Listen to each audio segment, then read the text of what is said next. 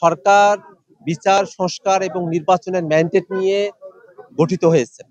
অতএব এই বাংলাদেশটা সামনের দিনে যাতে কোনো ফেসিবাদী কায়দায় পরিচালিত হতে না পারে, এই কারণে যে ধরনের সংস্কার প্রস্তাবনাগুলো ঐক্যমত্য কমিশনে গৃহীত হয়েছে সেই সংস্কার প্রস্তাবনাগুলো বাংলাদেশে বাস্তবায়ন করা এবং এর সরকারের সময় থেকে সেটাগুলোকে কার্যকর করার দাবিতে আমরা আমাদের বক্তব্য উপস্থাপন করে এসেছি। এবং আমরা বারবারই কথা বলেছি যে যারা ফেসিবাদী, যারা গণহত্যা করেছে তাদেরকে যেন আইনের আওতায় নিয়ে আসা হয়, বিচারের মুখোমুখি দাঁড় করানো হয়। এখন পর্যন্ত বিচারের অগ্রগতি খুব বেশি দূর হয়নি।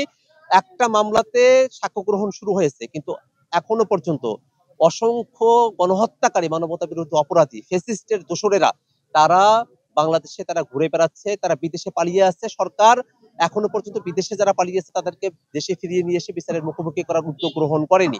এই বিষয়গুলোতে দৃশ্যতই বিচারের অগ্রগতির জায়গা নিয়ে আমাদের সরকারের তরফে যে দুর্বলতা, সেই বিষয়গুলোকে আমাদের স্বীকার করে নিতে হবে। এবং একই সাথে আমরা বারবার এই কথাটা বলছি যে নির্বাচন আয়োজনের পূর্বে মাঠ প্রশাসনের নিরপেক্ষতা নিশ্চিত করা, একই সাথে লেভেল প্লেইং ফিল্ড এনশিওর করা, সেই বিষয়গুলোতে সরকারকে সজাগ দৃষ্টি দিতে হবে এবং এটা শতভাগ সেই বিষয়গুলোকে নিশ্চিত করতে হবে।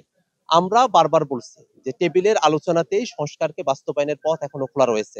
ঐক্যমত্য কমিশন তার সময় বাড়িয়ে নিয়েছে। রাজনৈতিক দলগুলো যারা সংস্কার বাস্তবায়নের বিষয়ে এখন বাধা তৈরি করছেন তাদের কাছেও আমরা আহ্বান রাখছি, জনগণের স্বার্থে, দেশের স্বার্থে দলীয় সংকীর্ণ চিন্তা ফেলে দিয়ে জনগণের পক্ষে এসে সংস্কার প্রস্তাবনাগুলো যাতে বাস্তবায়িত হয়, যাতে বাংলাদেশে আর কখনো ফ্যাসিবাদী কাঠামো ফিরে না আসে, সেই ব্যাপারে তারা যেন ঐক্যবদ্ধ হন এবং এই ঐক্যবদ্ধতার ভিত্তিতেই যেন জুলাই সনদকে কার্যকর করা সম্ভবপর হয়। এই জুলাই সনদে অনেকগুলো বিষয় আছে যেগুলো আসলে সংবিধানের সাথে সরাসরি সম্পর্কিত।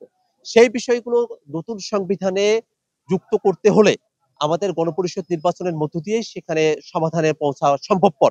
আমরা সরকারের কাছে গণপরিষদ নির্বাচনের দাবি জানিয়েছি এবং আমরা বিশ্বাস করি যে যে নির্বাচনের আয়োজনের কথা সরকার বলেছে ফেব্রুয়ারির মধ্যে, সে নির্বাচন ফেব্রুয়ারি বা তার আগেও সরকার সম্পূর্ণ করতে পারে। তার পূর্বের কর্তব্যগুলো সম্পাদন করার পরপরই আমাদের সেই জায়গায় কোনো আপত্তির জায়গা নেই। এবং আমরা মনে করি যদি সরকার কারো চাপে পড়ে সংস্কার বাস্তবায়ন করতে অপারগ হয়, সেক্ষেত্রে অবশ্যই বাংলাদেশের জনগণকে সাথে নিয়ে আমরা রাজপথে নেমে আমরা সংস্কার বাস্তবায়নের দাবি আমরা আদায় করে ছাড়বো ইনশাআল্লাহ।